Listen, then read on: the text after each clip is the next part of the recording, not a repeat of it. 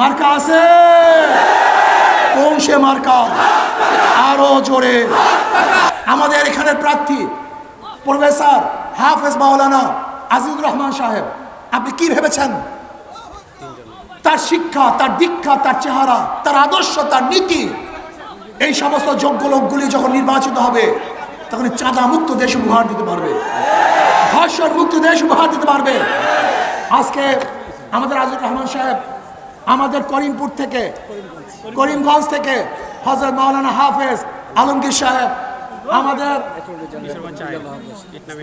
IQNA Mithapur থেকে বিল্লাল আহমেদ মজুমদার, ইনি হলো বিসিএস অনার্স এমএসএস ঢাকা বিশ্ববিদ্যালয় LLB advocate Bangladesh supreme court এবং অ্যাসিস্ট্যান্ট অ্যাটর্নি জেনারেল। এই যে দেখেন এই চেহারার লোকগুলি কত বড় শিক্ষিত, এরা যদি ইনশাআল্লাহ সংসদে যায় তাহলে বাংলাদেশটা একটা ফেরেশতাদের সংসদ হবে ইনশাআল্লাহ, কল্যাণমুখী সংসদ হবে ইনশাআল্লাহ, গরিব দুঃখী মেহনতি মানুষের সংসদ হবে ইনশাআল্লাহ, ধর্ষণ মুক্ত চাঁদা মুক্ত সংসদ হবে ইনশাআল্লাহ, যেখানে প্রত্যেকটা মানুষের অধিকার বাস্তবায়ন হবে। এজন্য আসুন আগামী নির্বাচনে শান্তির প্রতীক হাত পাখা আমরা ঐক্যবদ্ধভাবে ইসলামের পক্ষে, দেশের পক্ষে সমস্ত লোক একত্রিত হয়ে একটা বাক্স দেব। কয়টা বাক্স ইনশাআল্লাহ?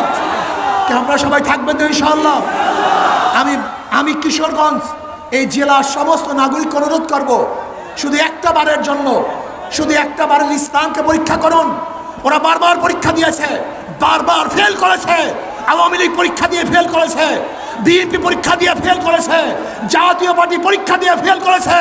আপনারা একটাবার ইসলামকে পরীক্ষা করুন, ইনশাআল্লাহ যদি ফেল করি কোনোদিন ভোট নেওয়ার জন্য আসবো না। একটাবার পরীক্ষা করুন, ইসলামকে একটাবার পরীক্ষা করুন। কি রাজি আছেন ইনশাআল্লাহ? মজার একটা কথা শুনুন, মজার একটা কথা। আপনারা অনেকে ইসলামী ফোবিয়া আছে, আপনারা অনেকেই মনে করেন ইসলাম যদি ক্ষমতা আসে জোর করে আমাদেরকে দাঁড়িয়ে রাখাবে, জোর করে আমাদেরকে পর্দা করাবে।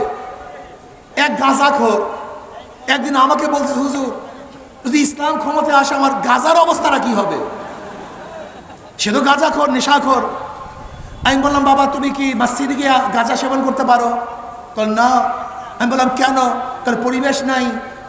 আমি বলি ইসলাম ক্ষমতা আসলে গোটা বাংলাদেশটা এমন পরিবেশ হয়ে যাবে, মসজিদের পরিবেশ, যেখানে তুমি গাঁজা সেবন করতে পারবে না।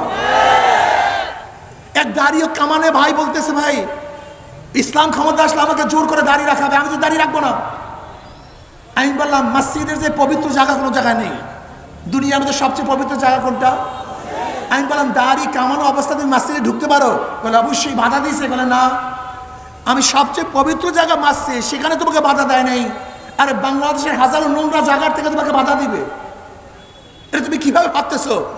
তোমাকে অবশ্যই বাধা দিবে না, বরং পরিবেশ সৃষ্টি হবে যেখানে তুমি এমনিতেই ভালো হয়ে যাবে।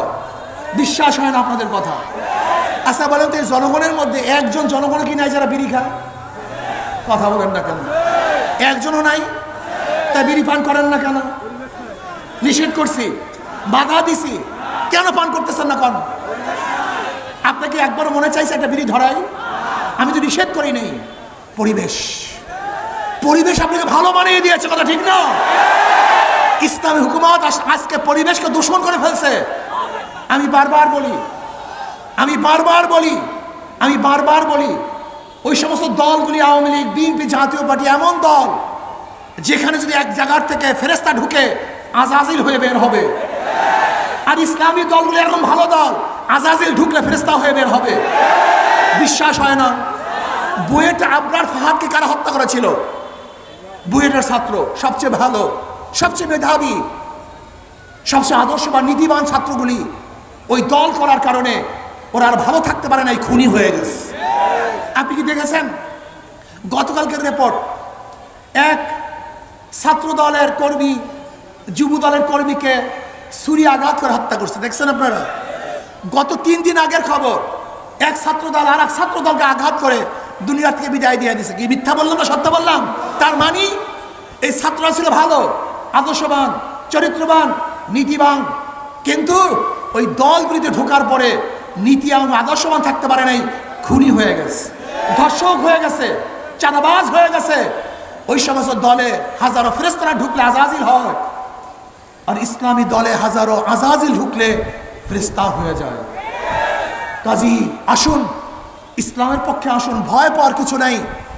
আমার মা বোনদের ন্যায্য অধিকার প্রতিষ্ঠা করা হবে, প্রত্যেক নাগরিকের ন্যায্য অধিকার বাস্তবায়ন করা হবে।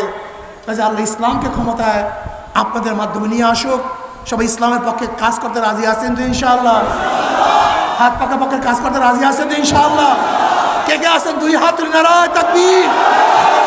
সব মার্কা দেখা শেষ, হাত পাখার বাংলাদেশ মার্কা আছে। কোন সে মার্কা? আরো জোরে, সবাই মার্কা। আল্লাহ আমাদের সবাইকে হাত পাখায় কাজ করার তৌফিক দান করেন। যেখানে কমিটি নাই সেখানে কমিটি গঠন করুন, এবং যারা এখনো কমিটিতে ঢুকেন নাই, আমি অনুরোধ করব আজকে জনসভার পরে প্রত্যেকে ইনশাআল্লাহ ইসলামী আন্দোলনের পক্ষে নাম লেখাবো। আল্লাহ আমাকে আমাদের সবাইকে কবুল করে নেন। আল্লাহুম্মা আমিন। রব্বানা যালামনা আনফুসানা ওয়া ইল্লাম তাগফির লানা ওয়া তারহামনা লানাকুনান্না মিনাল খাসিরিন। আল্লাহ আপনার জমিনে আপনার হুকুম ইসলাম হুকুমাত কায়েম করে দেন। ইসলাম হুকুমাতের জন্য হাত পাখাকে বিজয় করে দেন। রব্বিরহামহুমা কামা রাব্বায়ানি সগীরা। সুবহান রাব্বিকা রাব্বিল ইজ্জাতি আম্মা ইয়াসিফুন ওয়া সালামুন আলাল মুরসালিন আলহামদুলিল্লাহি রাব্বিল আলামিন। আসসালামু আলাইকুম ওয়া রাহমাতুল্লাহি ওয়া বারাকাতুহু।